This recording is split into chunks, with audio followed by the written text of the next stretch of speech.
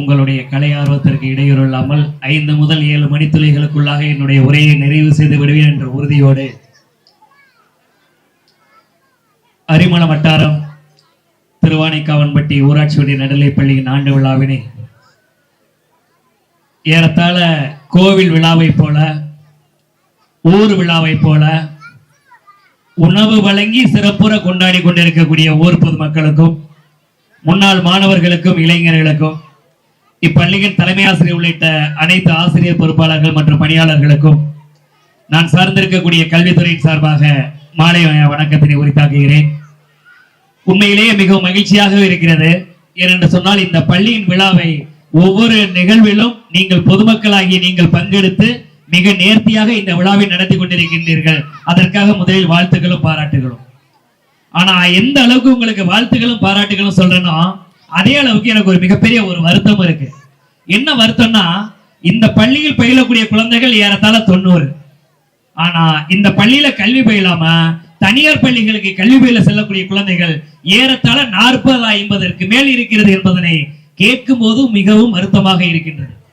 எனக்கு என்ன ஒண்ணு புரியலன்னா இன்னைக்கு எல்லார் கையிலே செல்போன் இருக்கு, அதுல ஸ்மார்ட் போன் இருக்கு. இந்த செல்போன் ஸ்மார்ட் போன் எல்லாம் நீங்க இந்த சீரியல் பாக்குறதுக்கும் இந்த ஊர் உலகத்தில் நடக்கக்கூடிய சாதாரண செய்திகள் மட்டும்தான் பாக்குறது பயன்படுத்துறீங்களா, இல்ல உங்களுடைய குழந்தைகளுடைய எதிர்காலத்தை இந்த செல்லின் மூலமாக தேடலாம் நினைக்கிறீங்களா அப்படிங்கிறது எனக்கு ஒரு மிகப்பெரிய கேள்வியா இருக்கு. ஏன்னு சொன்னா அப்படி நீங்க உங்களுடைய குழந்தைகளின் எதிர்கால நலன்னு நீங்க யோசிச்சிருந்தீங்கன்னா அருமை பெற்றோர்களே, உங்கள் குழந்தைகளை ஒருவரை கூட மஞ்ச வண்டியில் ஏற்றி தனியார் பள்ளிக்கு அனுப்பி இருக்க மாட்டீர்கள். அனைத்து குழந்தைகளையும் இப்பள்ளிக்கு அனுப்பியிருங்கள். எந்த அடிப்படையில் என்று சொன்னால் அருமை பெற்றோர்களே, இன்னைக்கு டிஎன்பிஎஸ்சி தேர்வு எழுதக்கூடிய மாணவர்களுக்கு தெரியும். இன்னைக்கு கல்லூரி செல்லக்கூடிய மாணவர்கள்லாம் டிஎன்பிஎஸ்சிக்கு ஒரு போட்டித் தேர்வு எழுதுறாங்க. எங்களை போன்ற ஒரு அரசு அலுவலராக ஒரு அரசு அதிகாரியா வரணும்னா போட்டித் தேர்வு எழுதணும். அந்த போட்டித் தேர்வு எழுத விண்ணப்பிக்கக்கூடியவர்களுக்கு தெரியும், அந்த தேர்வு விண்ணப்பிக்கும் போது அதுல ஒரு வினா வரும், நீங்கள் தமிழ் வழி கல்வியை கல்வி பயின்றதற்கான முன்னுரிமை கோருகிறீர்களா அப்படின்னு. எதுக்காக அந்த வினா வச்சிருக்காங்க தெரியுங்களா? அருமை பெற்றோர்களே, அரசாங்கம் இன்னைக்கு 100 பேருக்கு அரசு வேலை கொடுக்க போறாங்கன்னா 80 பேர் முதல்ல எடுத்துருவாங்க. அடுத்த 20 பேர் யார் எடுப்பாங்கன்னா குறைந்த மதிப்பெண் எடுத்திருந்தாலும் அவர் தமிழ் வழியில கல்வி பயின்றிருந்தா அவங்களுக்கு வேலை கொடுப்பாங்க.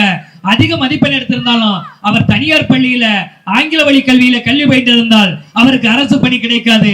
அருமை பெற்றோர்களே, 100 பேருக்கு அரசாங்க வேலை கொடுக்கிறானாக்க 20 பேரு தமிழ் வழி கல்விக்குன்னு ஒதுக்கி வைத்திருக்கக்கூடிய நம்முடைய தமிழ்நாடு அரசு எதிர்காலத்துல அண்மையில தெலுங்கானா முதலமைச்சர் ஒன்று அறிவிச்சிருந்தாங்க. என்ன அறிவிப்பு தெரியுங்களா? தெலுங்கானா மாநிலத்தை பொறுத்தளவுல அனைத்து அரசு பணிகளும் அரசு பள்ளியில் பயில்பவர்களுக்கு மட்டுமே வழங்க போறோம்னு அறிவிச்சிட்டாங்க. அப்படி ஒரு சட்டத்தை எதிர்காலத்துல நம்முடைய தமிழ்நாடு அரசு கொண்டு வர்றாங்கன்னு வைக்கல. எந்த ஒரு குழந்தை நம்முடைய அரசு பள்ளியில கல்வி பயில்கிறதோ அந்த குழந்தைக்கு மட்டும்தான் அரசு பணி கிடைக்கும். தனியார் பள்ளிகளில கல்வி பயிலக்கூடிய குழந்தைக்கு அரசு பணி கிடைக்காது என்பதனை அருமை பெற்றோர்களே நீங்கள் அருகூர்ந்து உள்வாங்கிக்கிட்டு உங்கள் குழந்தைகள் எல்லாம் அடுத்த ஆண்டாவது அழைத்து வந்து இந்த பள்ளியில் சேர்க்க வேண்டும் என்ற தாழ்மையான ஒரு கோரிக்கையை முன்வைக்க விரும்புகின்றேன். ஏன்னா இன்னைக்கு போட்டி ரொம்ப அதிகமாக இருக்கு. எந்த அளவுல போட்டி இருக்குன்னா கடந்த 2 ஆண்டுகளுக்கு முன்னாடி, அதாவது 1 ஆண்டுகளுக்கு முன்னாடி அரசு டிஎன்பிஎஸ்சி தேர்வு அறிவிக்கிறாங்க. எத்தனை பேருக்கு தேர்வு அறிவிக்கிறாங்கன்னா வெறும் 6500 பணியிட அறிவிக்கிறாங்க. 6500 பணியிட அறிவிக்கும் போது அந்த தேர்வுக்கு விண்ணப்பித்த விண்ணப்பதாரர்களை எண்ணிக்கை எத்தனை தெரியுங்களா? ஏறத்தாழ 23.25 லட்சம் பேர். அதாவது 24 லட்சம் பேர் விண்ணப்பிக்கிறாங்க. 24 லட்சம் பேர் விண்ணப்பிச்சு 6500 பேரை அரசு போட்டித் தேர்வு மூலமாக அரசு பணிக்கு எடுக்க போறாங்க அப்படின்னாக்க எவ்வளவு போட்டியான காலகட்டத்தில் நம்ம வாழ்ந்துகிட்டு இருக்கோம் அப்படிங்கிறதையும், இந்த பள்ளியில் பயிலக்கூடிய குழந்தைகள் இன்னும் ஒரு 7-8 ஆண்டுகள் கழித்து எங்களை போன்ற போட்டித் தேர்வு எழுதி வெற்றி பெற்று அரசு பணிக்கு செல்லலாம் என்ற கனவோடு வரும்போது எத்தனை லட்சம் போட்டியாளர்களை சந்திக்க இருக்க வேண்டும் என்று சொன்னால் ஏறத்தாழ 50 லட்சம் போட்டியாளர்களை சந்திக்கக்கூடிய நிலை உருவாகலாம்.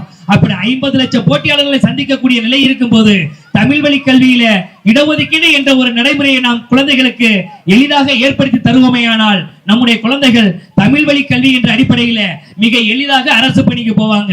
நம்ம பெற்றோர்கிட்ட கேட்டோம்னா போயிட்டு கேட்டு, நானே பல பேர்ட்ட கேட்டிருக்கேன், ஏங்க நீங்களே இவ்வளவு கஷ்டப்படுறீங்க, எதுக்கு உங்க குழந்தைய மஞ்சள் வண்டியில் ஏற்றி காசை கரியாக்கி தனியார் பள்ளிக்கூடத்துக்கு கல்வி பயில அனுப்புறீங்க அப்படின்னு கேட்கும்போது, தம்பி வேற ஒண்ணும் இல்லப்பா, எங்க காலம் தான் இந்த வேகாத வெயில்ல வெம்பிருந்த பொட்டல போயிருச்சு. ஆனா நாங்க பட்ட கஷ்டத்தை எங்க குழந்தைகள் படவே கூடாது. எங்களோட குழந்தைகள் எப்படியாவது எதிர்காலத்துல அரசாங்க வேலைக்கு போகணும். இன்னும் சொல்லணும்னா காசு வாங்கினாலும் கவர்மெண்ட் காசு வாங்குற வேலைக்கு எங்க குழந்தைகள் போகணும். அதுக்கு தப்பா நாங்க அண்டா குண்டாலாம் அடகு வச்சு போட்டிருக்க நகை நட்டு தாலி சங்கிலி உட்பட அடகு வச்சு எங்க குழந்தைகளை தனியார் பள்ளிக்கூடத்துக்கு அனுப்புறோம்னு சொல்றாங்க. அப்படி சொல்லக்கூடிய பெற்றோர்கள்ட்ட என்னுடைய அடுத்த கேள்வி என்னன்னா, எங்க இவ்வளவு தெளிவா யோசிக்கிறீங்களே, நீங்க இவ்வளவு தெளிவா யோசிக்கும் போது ஏன் நீங்க தமிழ் வழி கல்வியில் கல்வி பயின்றால் 20 விழுக்காடு இடஒதுக்கீடு இருக்குங்கிறத யோசிக்காம விட்டீங்கன்னு கேட்டிருக்கேன். அதற்கு அடுத்த கேள்வியாக, அண்மையிலே தெலுங்கானாவில் அறிவித்ததை போல நம்முடைய தமிழ்நாடு அரசு எதிர்காலத்தில் அறிவித்து விட்டால் என்ன செய்வீர்கள் என்று கேட்கும் போதுதான் அவர்களுக்கு புரிய வருகிறது. அதையே தான் இப்ப நான் உங்கள்கிட்ட சொல்றேன். உங்கள் குழந்தைகள் எல்லாம் எங்களை போன்ற ஒரு அரசு அலுவலராக ஒரு அரசு அதிகாரியா வரணுங்கிறதா, காசு வாங்கினாலும் கவர்மெண்ட் காசு வாங்கணும் அப்படிங்கிறதா உங்க எல்லாருடைய எதிர்பார்ப்பாகவும் இருக்கும், கனவாகவும் இருக்கும். அந்த கனவு நிறைவேற வேண்டும் என்று சொன்னால் தயவு செய்து உங்கள் குழந்தைகளை இந்த அரசு பள்ளியில, இன்னும் சொல்ல போனால் எல்லா வசதி வாய்ப்புகளும் இருக்கக்கூடிய, எதிர்காலத்தில் மேலும் பல வசதி வாய்ப்புகள் உருவாக்கி தரக்கூடிய வகையிலே செயல்பட்டுக் கொண்டிருக்கக்கூடிய இந்த திருவானைக்காவன்பட்டி பள்ளியில உங்கள் குழந்தைகள் எல்லாம் சேர்க்க வேண்டும் என்பதனை தாழ்மையான வேண்டுகோளாக முன்வைக்கின்றேன். அதே போல இந்த பள்ளியுடைய பெருமைகளை நான் தான் உங்கள்கிட்ட எடுத்து சொல்லணும்லாம் கிடையாது. இந்த பள்ளியினுடைய ஆண்டறிக்கை தலைமை ஆசிரியர் வாசிச்சிருப்பாங்க. அந்த ஆண்டறிக்கை மொத்தம் 4 பக்கம் இருக்குங்க. அந்த ஆண்டறிக்கையை வாங்கி பார்த்தேன், இப்ப கையில எடுத்து வந்து அதை வச்சிருக்கேன். 4 பக்க ஆண்டறிக்கையில ஏறத்தாழ 1.25 பக்கம், 1.25 பக்கம் பார்த்தீங்கன்னா பள்ளிகளுடைய மற்ற தகவல் இருக்கு. மீதி இருக்கக்கூடிய 2.25 பக்கம் எது இருக்குன்னா, இந்த பள்ளி மாணவர்கள் வெளியில் சென்று வெற்றி பெற்றதும், சாதனைகள் புரிந்ததும், பரிசுகளும் பாராட்டுகளும் மெடல்களும் வாங்கியதும், வெளிநாடு சுற்றுப்பயணம் சென்றதும், மாண்புமிகு தமிழ்நாடு அரசு வெளிநாடு சுற்றுப்பயணம் அழைத்து சென்றதும், இனி வரும் காலத்திலும் இன்னொரு வெளிநாடு சுற்றுப்பயணம் அழைத்து செல்ல இருக்கிறோம் என்ற அடுக்கடுக்கான வெற்றி செய்திகள் இந்த பள்ளியின் ஆண்டு விழாவில் அமைந்திருக்கிறது என்று சொன்னால், 4 பக்கத்துல 2.25 பக்கம் மாணவர்கள் சிறப்பு அடங்கிய மிகச்சிறந்த பள்ளியாக இந்த திருவானைக்காவன்பட்டி பள்ளியானது செயல்பட்டு கொண்டிருக்கும் போது, இன்னும் ஒரு படி மேல போய் சொல்லணும்னா, இந்த பள்ளியில் பணிபுரியக்கூடிய ஆசிரியர் தன்னுடைய குழந்தையை இதே பள்ளியில் சேர்த்திருக்கிறார் என்றால் இந்த பள்ளியின் மீது அந்த ஆசிரியருக்கு எவ்வளவு பெரிய மரியாதை இருக்கின்றது, சக ஆசிரியர் மீது எந்த அளவு அந்த ஆசிரியருக்கு நம்பிக்கை இருக்கிறது என்பதனை ஏன் இந்த பகுதியை சேர்ந்த பெற்றோர்கள் யோசிக்கவில்லை?